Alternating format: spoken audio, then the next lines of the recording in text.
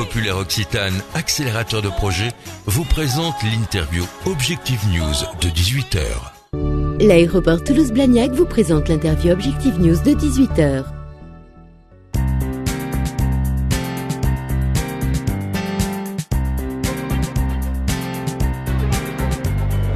Bonjour, merci à tous de nous rejoindre sur objectifnews.tv. Nous recevons aujourd'hui Jean-Michel Minoves. Bonjour.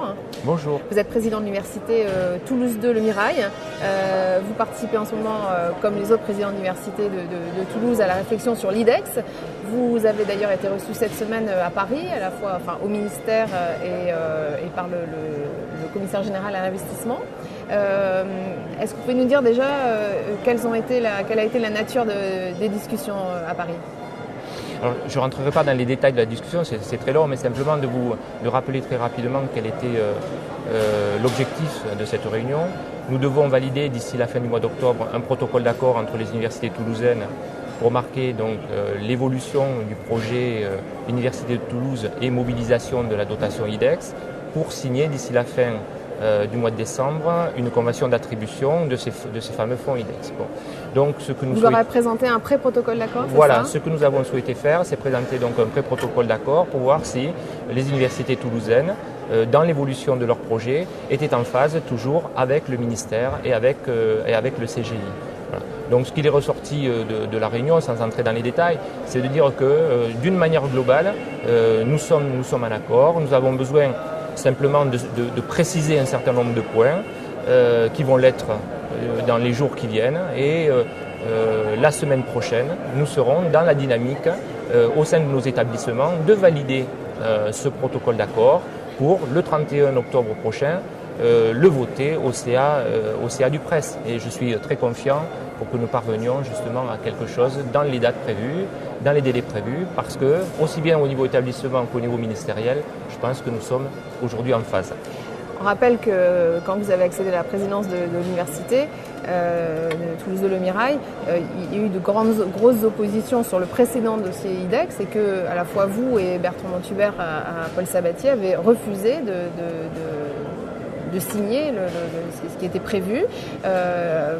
Il y avait vraiment une différence à la fois politique, philosophique, majeure sur ce dossier. Et qu'est-ce qui est finalement à changer aujourd'hui ? Alors, ce que nous avons d'abord contesté d'une manière très forte, en dehors du dossier lui-même, dans sa forme, c'est que les universités n'ont pas participé à l'élaboration de ce dossier. Et que ce soit à Toulouse 3 ou que ce soit à Toulouse 2 Le Mirail, la base n'a pas été consultée. Il n'y a eu aucune discussion démocratique pour construire le dossier. Or, c'est une affaire qui engage l'avenir de l'université, une évolution profonde de ce que seront chacune de nos universités dans le cadre fédéral dans lequel nous nous projetons.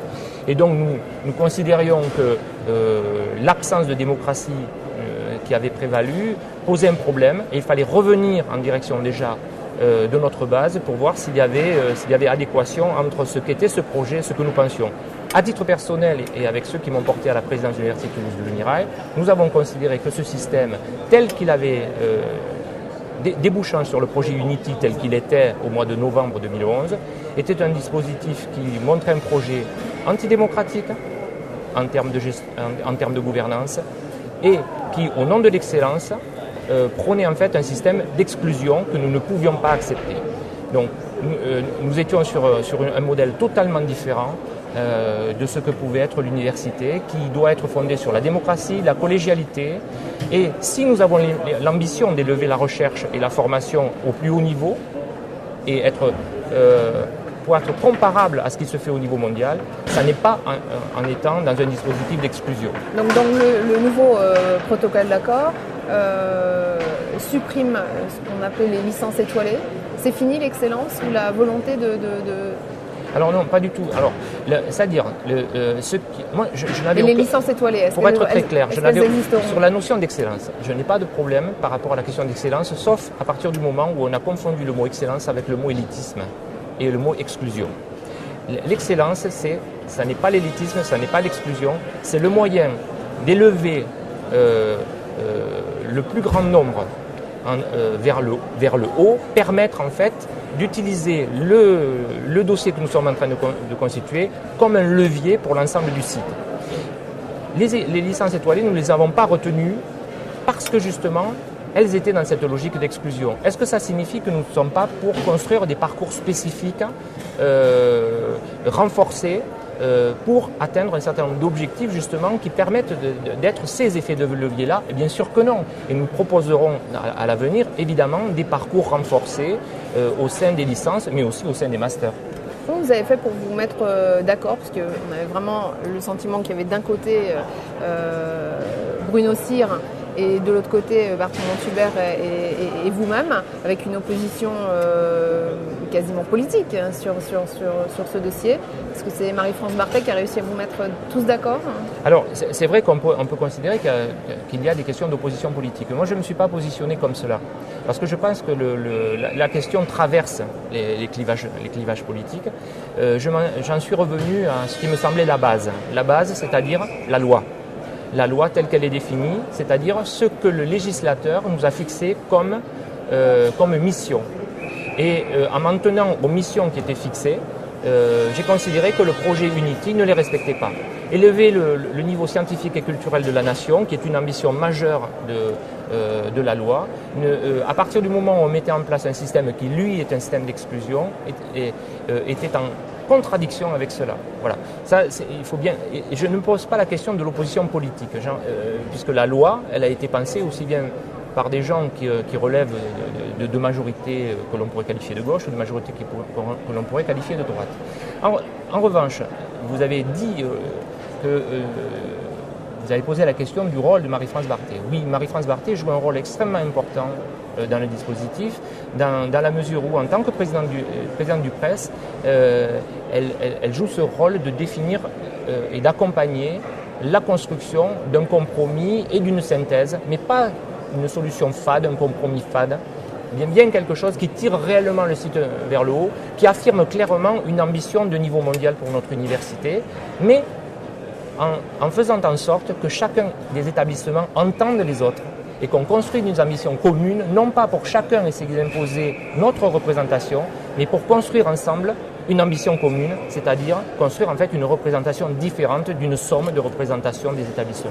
La rentrée universitaire, en un mot, dans votre université, combien d'étudiants et est-ce que ça se passe bien? Alors, aujourd'hui, je ne suis pas capable de vous dire exactement où nous en sommes des inscriptions. Ce que nous savons, c'est que nous avons une augmentation du nombre d'inscrits d'une manière globale. Notre attractivité augmente chez les primo-entrants depuis 3 ans, alors que nous avions perdu des étudiants pendant très longtemps. Depuis maintenant, pour la 3e année consécutive, le nombre de bacheliers augmente. Nous avons aussi une augmentation du nombre des reprises d'études. Voilà.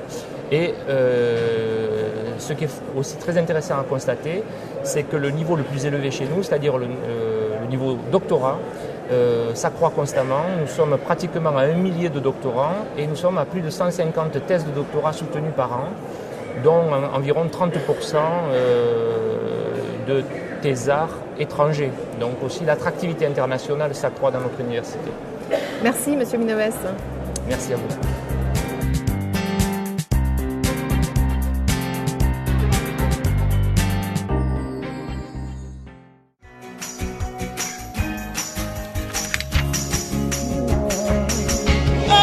Banque Populaire Occitane, accélérateur de projet, vous a présenté l'interview Objectif News de 18h.